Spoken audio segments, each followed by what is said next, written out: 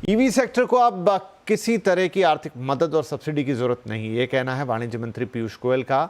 EV sector के साथ हुई बैठक में पीयूष गोयल ने कहा कि पूरा सेक्टर इस वक्त उड़ान भरने के लिए तैयार है। ईवी प्लेयर्स में इस बात पर सर्वसम्मति थी कि मौजूदा सब्सिडी रेजिम के खत्म होने के बाद किसी भी तरह की सब्सिडी की जरूरत नहीं है। The electric mobility today is absolutely ready and set to fly. They do not need newer incentives or subsidies.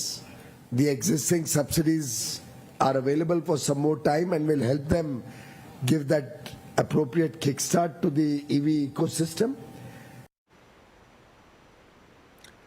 तो आइए इसी पर और बातचीत करते हैं। हमारे सहयोगी आलोक प्रियदर्शी हमारे साथ है। आलोक, तो क्या माना जाए इसको, ये जो संकेत है, जो बात पीयूष गोयल कह रहे हैं कि यहाँ से जो ईवी गाड़ियों को लिए सब्सिडीज होती थी, फेम 1 फेम 2 ये सब हमने देखा, अब ये सब खत्म होने जा रहा है? अब बिल्कुल देखिए, आज OEMs जितने भी मैन्युफैक्चरर्स हैं ईवी सेक्टर के, उनकी पीयूष गोयल के साथ आज बैठक थी और बैठक के दौरान ही इस बात पे सहमति बनी कि अब आगे किसी भी तरह की सब्सिडी या आर्थिक मदद की जरूरत नहीं है। ये बात वाणिज्य मंत्री पीयूष गोयल ने भी की और साथ ही साथ जो भी यहाँ पे प्लेयर्स आए हुए थे उन्होंने भी यही बात कही कि उन्हें अभी किसी तरह की सब्सिडी या बजट में किसी एक्सपेक्टेशन ऐसी नहीं है कि उन्हें कोई और सब्सिडी या आर्थिक मदद चाहिए। दरअसल उनके कई सारे मुद्दे थे, खासतौर से बैटरी स्वैपिंग इंफ्रास्ट्रक्चर को लगाने को लेकर, जिसको लेकर वो यहाँ पर बैठक हुए थे। हालांकि उन्होंने एक बात कही कि सरकार इस बात के लिए तैयार हो गई कि जो इंटर ऑपरेटिबिलिटी की जो शर्त थी उसको सरकार ने कहा है कि अब इसकी जरूरत नहीं है। कंपनियां चाहें तो अपने हिसाब से कहीं पर भी इंफ्रास्ट्रक्चर लगा सकते हैं। इंटर ऑपरेटिबिलिटी मतलब कि एक बैटरी एक कंपनी की दूसरी कंपनी के सिस्टम में लग जाए, ऐसी सिस्टम अब जरूरी नहीं है। सब लोग अपने अपने हिसाब से लगाएं। जहां तक जो सेल्फ मॉनिटरिंग और सेल्फ सर्टिफिकेशन ही इसके लिए सरकार मान लेगी। और साथ ही साथ जो BIS के नियम है उसके लिए 4 व्हीलर के लिए अभी गाइडलाइंस जारी हो चुके हैं, 2 व्हीलर्स के लिए भी सेफ्टी रेगुलेशन के गाइडलाइंस जल्द ही जारी हो जाएंगे। तो ये तमाम बैठक से आउटपुट निकला है और कुल मिलाकर ये बात सामने आई कि जो इंफ्रास्ट्रक्चर का दर्जा इसको जल्दी मिल सकता है। बैटरी स्वैपिंग को इंफ्रास्ट्रक्चर का दर्जा देने के लिए सरकार ने आश्वासन दिया है और साथ ही साथ कहा है कि जितनी भी दिक्कतें हैं इससे जुड़ी हुई इंफ्रास्ट्रक्चर को दिक्कतें, सभी मंत्रालय मिल बैठ के जल्द से जल्द इसका निपटारा करेंगे, ऐसा निर्देश वाणिज्य मंत्री पीयूष गोयल ने दिया है। तो ये कुल मिलाकर काफी एक पॉजिटिव मीटिंग थी, लेकिन सब्सिडी को लेकर सरकार की तरफ से बिल्कुल बिग नो है, आपने खुद ही सुना। राइट, तो सब्सिडी को लेकर बिग नो है। और एक और इम्पॉर्टेंट पॉइंट जो आलोक बता रहे हैं कि बैटरी स्वैपिंग जो कि बहुत इंपॉर्टेंट एक सब्जेक्ट है, उस पर छूट मिलती हुई आ रही है। ये इम्पॉर्टेंट रहेगा काफ़ी कि पहले एक बात हो रही थी कि भाई एक यूनिवर्सल बैटरी हो, कोई भी बैटरी कहीं से स्वैप करके किसी भी जगह लगा दी जाए, लेकिन अब अगर कंपनियों को ये इजाज़त मिल गई कि वो अपना बैटरी टाइप अलग अलग रखें तो फिर एक पर्टिकुलर मॉडल की या पर्टिकुलर कंपनी की बैटरी उसी के ही मॉडल्स में काम करेगी। ये एक इम्पॉर्टेंट खबर है। आलोक, बहुत ज़्यादा नहीं, संक्षेप में अगर आप बता पाएँ, हालांकि कहना अभी बहुत जल्दबाजी होगी, लेकिन अगर सब्सिडी बंद हुई तो क्या इसका असर ईवी की कीमतों पर भी दिखेगा?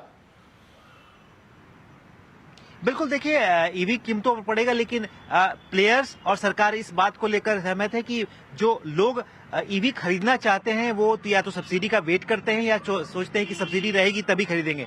तो ऐसी स्थिति नहीं होनी चाहिए। जिसको ईवी लेना है वो ईवी ले, जिसको ईवी नहीं लेना है वो ईवी न ले। हालांकि सरकार ईवी पूरे इकोसिस्टम को बढ़ावा देना चाहती है। तो ये जो सब्सिडी की प्रॉब्लम है या सब्सिडी को लेकर जो एक ईवी की तरफ झुकाव है वो बंद होना चाहिए। लिहाजा इसी पूरे लाइन पर बातचीत हुई है और इसी लाइन पर कहा गया है कि अब पूरे प्लेयर्स अपने इंफ्रास्ट्रक्चर को लेकर स्वतंत्र हैं। कैसे लगाना है, क्या लगाना है, क्या टेक्नोलॉजी हो, इसको लेकर सरकार इसमें माइक्रो मैनेज बिल्कुल नहीं करेगी। जो ईवी सिस्टम में इमर्ज हो रहा है वो अपने आप में इमर्ज होना चाहिए। ठीक है आलोक, बहुत शुक्रिया। तो बड़ी खबर ये ईवी क्षेत्र से आज वाणिज्य मंत्री के साथ मुलाकात थी। 2 लाइनों में फिर से मैं समाप्त करता हूं। एक तो सरकार ने सब्सिडीज की तरफ से बिल्कुल ऑलमोस्ट अपने इंटेंशन क्लियर कर दिए कि आगे शायद सब्सिडीज बंद हो जाएंगी, किसी तरह की अलग से सब्सिडीज नहीं मिलेंगी और ईवी प्लेयर्स भी इसे मान रहे हैं। और दूसरा, जो बैटरी स्वैपिंग के लिए इंटर ऑपरेटिबिलिटी वाली बात थी, जहां पर सबको शायद एक जैसा बैटरी इंफ्रास्ट्रक्चर रखना था, उसकी अब छूट मिल जाएगी। हर कंपनी अपने हिसाब से वो इंफ्रास्ट्रक्चर या बैटरी सिस्टम मैनेज कर सकती है। इसके दूरगामी परिणाम होंगे जो हम आगे देखेंगे। राइट, अभी आगे बढ़ते हैं। बजट में सरकार का ड्रोन पर एक बड़ा फोकस हो सकता है। सूत्रों के मुताबिक बजट में ड्रोन कंपोनेंट्स के लिए इंसेंटिव स्कीम ला सकती है। ज़्यादा डिटेल्स के लिए अब हमारे साथ हैं हमारे सहयोगी रोहन सिंह। तो रोहन, बजट में क्या बूस्ट मिलने की उम्मीद है ड्रोन इंडस्ट्री को? बजट में इस बार ड्रोन सेक्टर को एक बड़ी सौगात मिल सकती है। सरकार ड्रोन PLI 2.0 की घोषणा कर सकती है। ये PLI का अगला चरण होगा। पिछला PLI जो स्कीम थी वो 2021 में शुरू हुई थी, 2024 में खत्म हुई थी। 120 करोड़ की वो स्कीम थी और ये स्कीम उससे कहीं ज़्यादा बड़ी होने वाली है। लगभग 1000 करोड़ की ये स्कीम होने का अनुमान है और इसमें जो फोकस रहेगा वो ड्रोन मैन्युफैक्चरिंग में नहीं बल्कि ड्रोन कंपोनेंट्स के निर्माण में रहेगा और साथ ही एक R&D फंड भी बनाया जाएगा जिसमें जो स्टार्टअप्स हैं या जो कंपनियां हैं ड्रोन सेक्टर में काम कर रही हैं वो इस फंड का इस्तेमाल कर पाएंगी। एक और बड़ी चीज़ जो एविएशन सेक्टर के लिए हो सकती है वो है उड़ान 2.0 की घोषणा।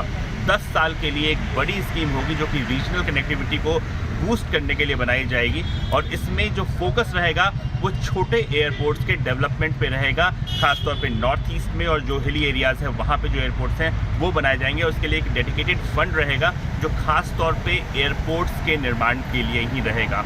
सरकार एक SPV भी बना रही है जो कि एयरक्राफ्ट मैन्युफैक्चरिंग को बढ़ावा देगी। इसके लिए 350 करोड़ रुपए एलोकेट हो सकते हैं बजट में और कुल मिला के जो बजट है भारत का जो विमानन सेक्टर के लिए है वो इस बार लगभग 20 से 30% बढ़ सकता है। निर्मला सीतारमण का ये बजट स्टॉक मार्केट के लिए होगा मेक और ब्रेक। कंजम्पशन, केपेक्स और न्यू एज रिफॉर्म्स की है दरकार। ग्रोथ को भी देनी है फुल रफ्तार। रोजगार बढ़ाना है और टैक्स कम कर मिडिल क्लास को भी लुभाना है। मोदी 3.0 के इस खास बजट का पूरे देश को है इंतजार। क्या करेगी सरकार? देखिए बजट की सबसे बड़ी कवरेज मेरे साथ आपके अपने चैनल CNBC आवाज पर।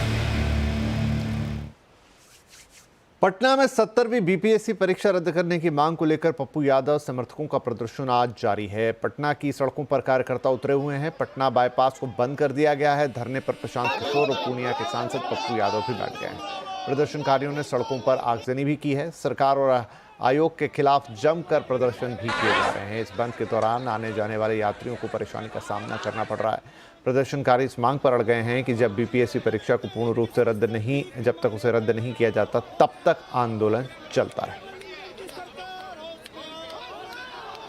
बिहार के हर जिले में गली मोहल्ले में ये चर्चा है, लोग जानते हैं कि जो इस बार BPSC के एग्ज़ाम हो रहे हैं जिन पदों के लिए आधे से ज़्यादा पदों के लिए BPSC के पदाधिकारियों के दलाल, शिक्षा माफिया, यहाँ के नेता डील कर रहे हैं। एक एक पोस्ट के लिए 30 लाख से 1.5 करोड़ रुपए तक लिया जा रहा है और लोगों का अनुमान है, कोई प्रमाण तो है नहीं इसका सामने से, कि करीब करीब आधे से ज़्यादा पदों की सौदेबाजी लोगों ने कर ली है।